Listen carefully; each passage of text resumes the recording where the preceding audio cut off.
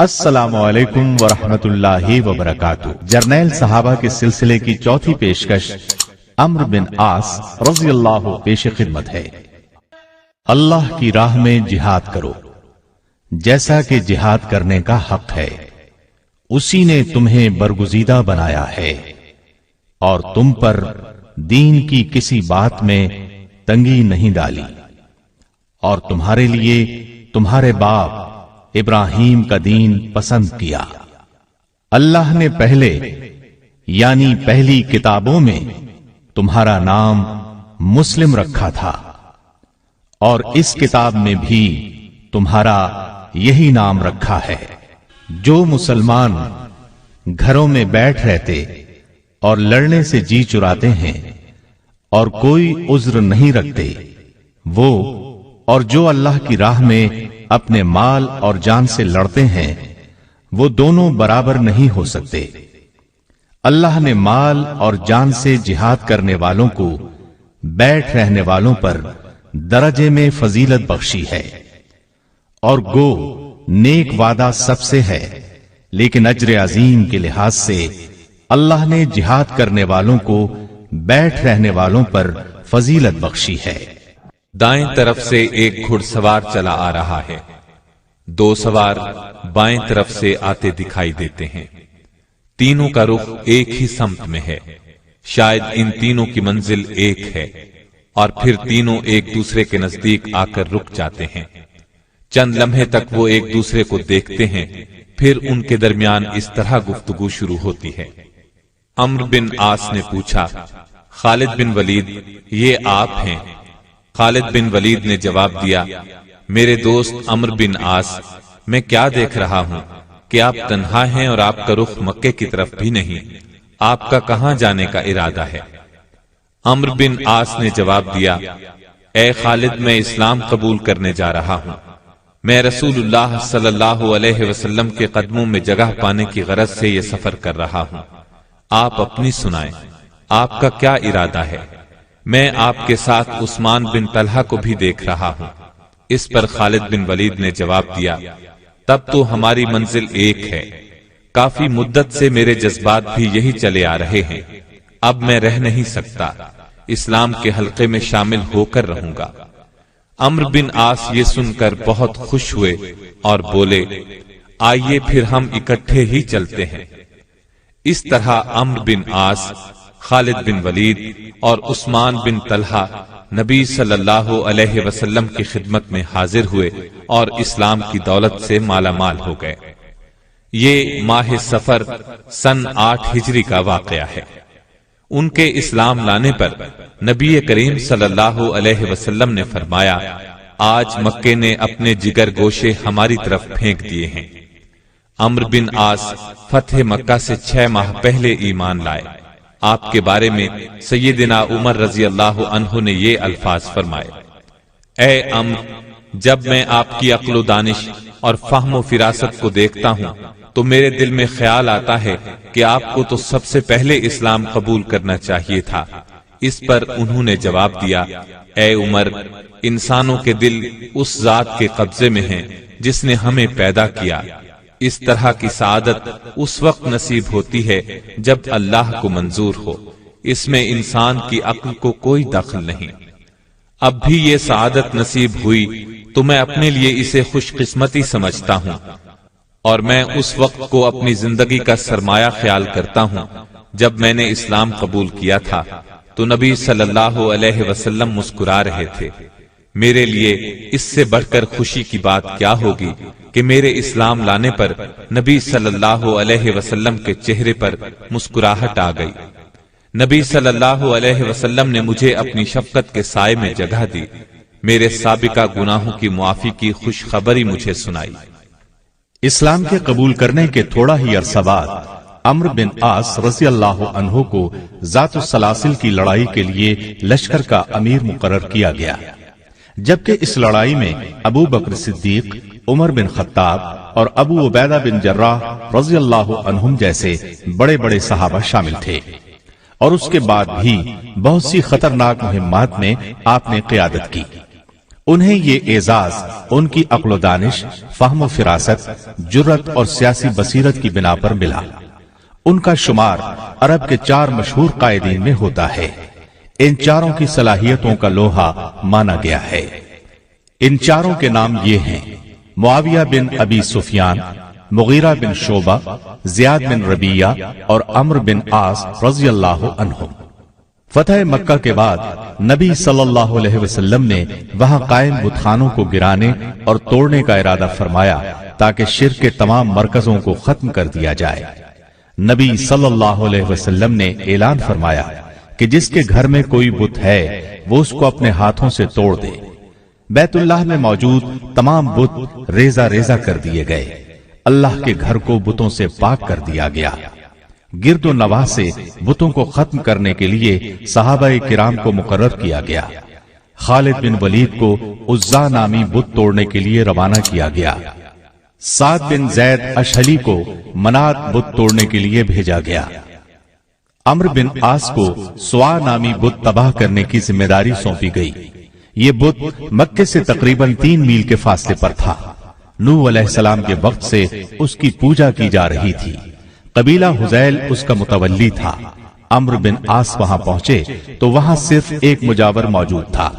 اس نے پوچھا، آپ یہاں کیسے تشریف لائے؟ آپ نے فرمایا، میں اس بت کو توڑنے کے لیے آیا ہوں۔ اس نے کہا کہ آپ یہ کام نہیں کر سکتے، ہمارے معبود میں اتنی طاقت ہے کہ اپنی توہین کرنے والے کو مزہ چکھا دے گا۔ آپ نے نعرہ تکبیر لگایا اور بت کو ریزہ ریزہ کر دیا اور مجاور سے کہا، اب کیا خیال ہے؟ مجاور نے اسی وقت اسلام قبول کر لیا۔ امام بخاری نے عبداللہ بن عباس رضی اللہ عنہما سے روایت کی ہے کہ یہ بت نوح علیہ السلام کی قوم کے نیک اور پارسا لوگوں کے تھے۔ پہلے ان بتوں کی صرف تعظیم کی جاتی تھی، پھر شیطان نے انہیں اس کی عبادت پر لگا دیا۔ انہی دنوں نبی صلی اللہ علیہ وسلم کو معلوم ہوا کہ عمان کے لوگ آگ کی پوجا کرتے ہیں۔ نبی صلی اللہ علیہ وسلم نے عمرو بن عاص کو عمان کی طرف روانہ فرمایا۔ وہاں جعفر اور عباد نامی 2 حقیقی بھائی حکومت کرتے تھے، وہ بھی آگ کے پجاری تھے۔ نبی صلی اللہ علیہ وسلم نے ان دونوں بھائیوں کے نام خط لکھ کر عمرو بن عاص کو روانہ فرمایا۔ اس خط میں اسلام کی دعوت دی گئی تھی۔ عمرو بن عاص تنہا وہاں پہنچے۔ آپ نے وہاں پہنچ کر غور و فکر اور تدبر سے کام لیا۔ چھوٹے بھائی سے ملاقات کی، وہ نسبتاً نرم دل تھا۔ آپ نے اسے نبی صلی اللہ علیہ وسلم کا خط دیا۔ اس خط نے اس کے دل میں بہت اثر کیا۔ دوسرا بھائی سخت مزاج اور ضدی تھا، لیکن آخر نبی صلی اللہ علیہ وسلم کے خط نے اس کے دل پر بھی اثر کیا۔ عمرو بن عاص کی بے خوفی اور مستقل مزاجی نے بھی کام دکھایا، وہ نرم ہو گیا۔ اس طرح دونوں بھائی مسلمان ہو گئے اور ان کی رعایا نے بھی اسلام قبول کر لیا۔ اس طرح پورا ملک مسلمان ہو گیا۔ نبی صلی اللہ علیہ وسلم کو یہ خبر سن کر بہت خوشی ہوئی۔ آپ نے عمرو بن عاص رضی اللہ عنہ کو ان لوگوں کی دینی تعلیم و تربیت کے لیے مقرر فرمایا۔ عمرو بن عاص وہاں 2 سال تک رہے۔ اس سے پہلے ان سے ایک اور اہم کام لیا گیا۔ مدینے سے 300 میل کے فاصلے پر ذات القرا نامی ایک وادی تھی۔ اس آبادی میں قبیلہ قزاع آباد تھا۔ اس قبیلے نے مدینے پر حملہ آور ہونے کا ارادہ کیا۔ نبی صلی اللہ علیہ وسلم کو یہ خبر ملی تو آپ نے عمرو بن عاص کی قیادت میں لشکر روانہ کیا تاکہ دشمن کو وہیں روک لیا جائے۔ عمرو بن عاص اسلامی لشکر کو لیے جمادی الثانی 8 ہجری کو اس وادی کے ایک چشمے تک پہنچ گئے۔ اس چشمے کا نام سلاسل تھا۔ آپ نے وہیں پڑاؤ ڈال دیا۔ اس وقت انہیں معلوم ہوا کہ دشمن کی تعداد ان کے مقابلے میں کہیں زیادہ ہے۔ ان کے پاس 300 مجاہد تھے اور صرف 3 گھوڑے تھے۔ آپ نے عرفہ بن لیس رضی اللہ عنہ کو مدینے روانہ کیا۔ آپ سے کمک کی درخواست کی، میدان جنگ کی صورتحال سے آگاہ کیا۔ نبی صلی اللہ علیہ وسلم نے ابو عبیدہ بن جراح کی قیادت میں 200 مجاہدین اور روانہ فرمائے۔ ان مجاہدین میں ابو بکر صدیق رضی اللہ عنہ اور عمر بن خطاب رضی اللہ عنہ بھی شامل تھے۔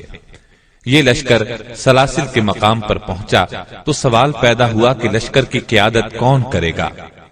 عمرو بن عاص رضی اللہ عنہ نے کہا کہ لشکر کے سالار وہ ہیں، جبکہ ابو عبیدہ بن جراح نے کہا کہ لشکر کے سالار وہ ہیں۔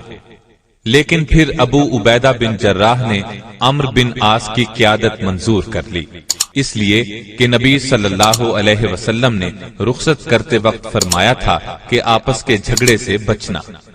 آخر عمرو بن عاص رضی اللہ عنہ نے اپنے لشکر کے ساتھ قبیلہ خزاعہ پر حملہ کیا۔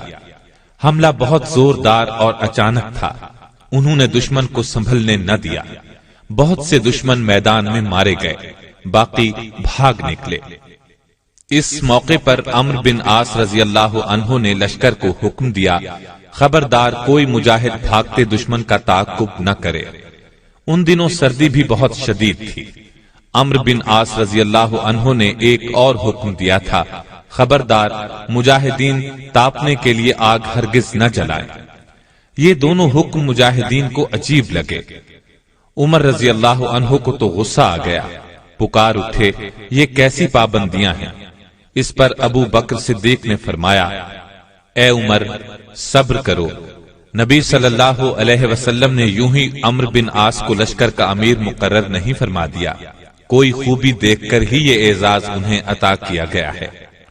مجاہدین نے امیر لشکر سے کہا بھی کہ انہیں تعاقب کی اجازت دی جائے تاکہ دشمن کا مکمل طور پر خاتمہ کر دیا جائے، لیکن آپ نے تعاقب کی قطعاً اجازت نہ دی۔ اسلام قبول کرنے کے بعد یہ پہلی جنگ تھی جس کی قیادت انہیں سونپی گئی تھی۔ عظیم الشان فتح حاصل کرنے کے بعد جب یہ واپس لوٹے تو نبی صلی اللہ علیہ وسلم کو جنگ کی تفصیل سنائی۔ آپ نے پیار بھرے لہجے میں دریافت فرمایا، اے عمرو، تم نے مجاہدین کو بھاگتے دشمن کا تعاقب کرنے سے کیوں روکا تھا؟ اس سوال کا جواب عمرو بن عاص رضی اللہ عنہ نے یہ دیا، اے اللہ کے رسول، مجھے یہ ڈر تھا مجاہدین تعاقب کرتے ہوئے دور نکل جائیں گے، یہاں تک کہ دشمن کے علاقے میں جا نکلیں گے۔ اس طرح چند قیمتی جانیں ضائع ہونے کا خدشہ تھا۔ ان کا یہ خیال بالکل درست تھا، اس لیے کہ کامیاب جرنیل اپنی فوج کے ایک ایک مجاہد کا خیال رکھتا ہے۔ اب رسول اللہ صلی اللہ علیہ وسلم نے دریافت فرمایا، اور تم نے سخت سردی میں مجاہدین کو آگ جلانے سے کیوں روکا؟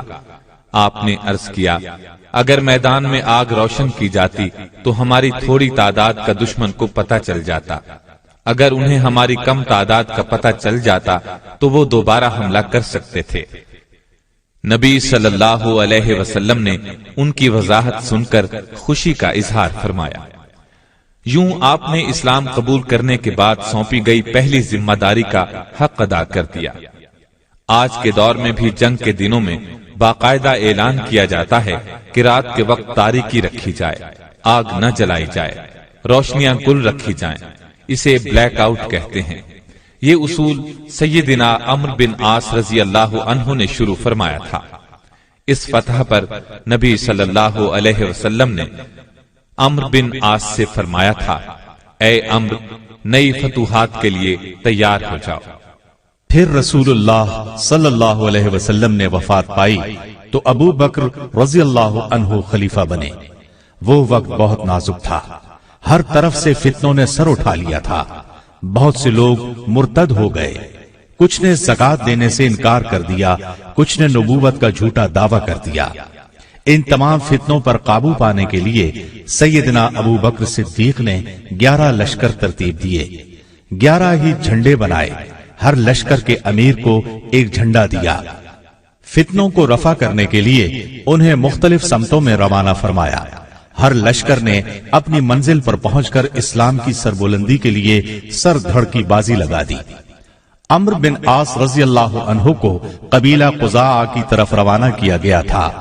آپ نے چونکہ نبی کریم صلی اللہ علیہ وسلم کی زندگی میں بھی اس قبیلے کا مقابلہ کیا تھا، اس لیے انہیں ان کی طرف روانہ کیا گیا تھا۔ ان لوگوں نے نبی کریم صلی اللہ علیہ وسلم کی وفات کی خبر سن کر زکوٰۃ دینے سے انکار کر دیا تھا۔ یہ ایک بار پھر قبیلہ قزاع پر حملہ آور ہوئے. بہت زبردست جنگ ہوئی. آخر شکست قبیلہ قزاع کا مقدر بنی. عمرو بن عاص کو فتح نصیب ہوئی. قبیلہ قزاع کو دوبارہ دائرہ اسلام میں داخل کیا. ان سے زکوٰۃ وصول کر کے بیت المال کے لیے روانہ کی. ان فتنوں کے خاتمے کے بعد ابو بکر صدیق رضی اللہ عنہ نے شام کی طرف پیش قدمی کے لیے 4 لشکر ترتیب دیے. پہلے لشکر کا سپہ سالار ابو عبیدہ بن جراح رضی اللہ عنہ کو مقرر کیا اور انہیں حمص کی طرف روانہ فرمایا. دوسرے لشکر کا سپہ سالار عمرو بن عاص کو مقرر کیا اور انہیں فلسطین کی طرف روانہ کیا. تیسرا لشکر شرحبیل بن حسنہ رضی اللہ عنہ کی قیادت میں اردن کی طرف بھیجا. یزید بن سفیان رضی اللہ عنہ کو چوتھے لشکر کی کمان دے کر دمشق کی طرف روانہ کیا اور ان چاروں پر امیر سیدنا ابو عبیدہ بن جراح کو مقرر فرمایا. عمرو بن عاص 9000 کے لشکر کی قیادت کرتے ہوئے فلسطین کی طرف روانہ ہوئے. ادھر شاہ روم کو مسلمانوں کی پیش قدمی کا علم ہوا. اس نے مقابلے کے لیے 1,00,000 کا لشکر تیار کیا اور حکم دیا کہ مسلمانوں پر ایسی کاری ضرب لگائیں کہ وہ دوبارہ اٹھ نہ سکیں.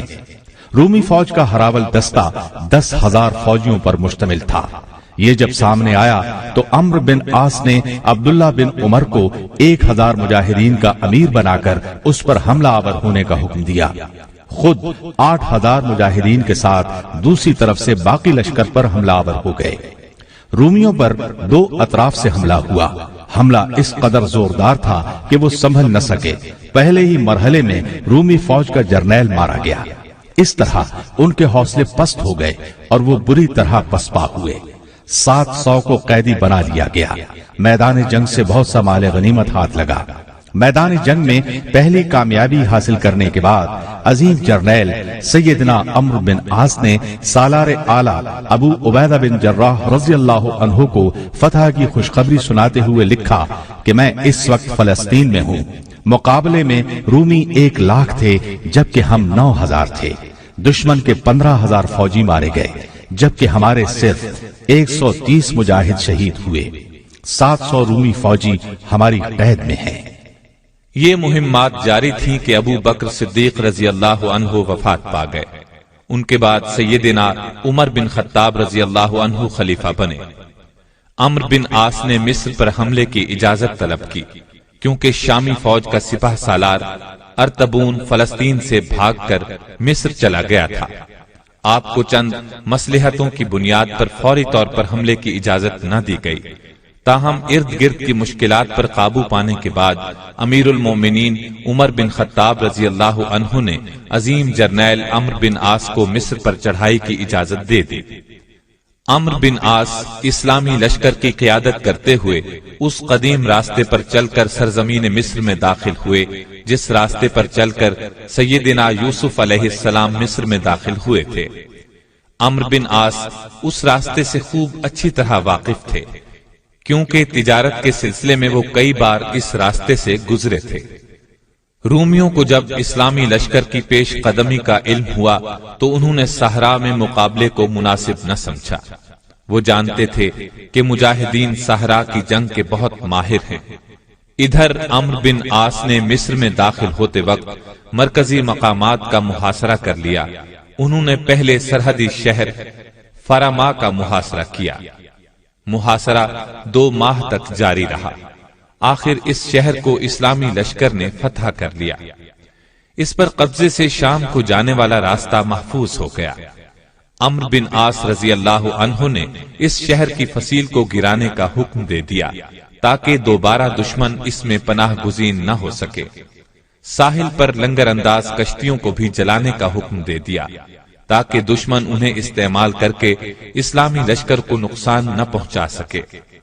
آپ کے پاس فوجی بہت کم تعداد میں تھے. آپ نے امیر المومنین سے کمک طلب کی. انہوں نے سیدنا زبیر بن عوام رضی اللہ عنہ کی قیادت میں 12,000 کا لشکر بھیج دیا. اس وقت مصر کا مشہور شہر اسکندریہ تھا.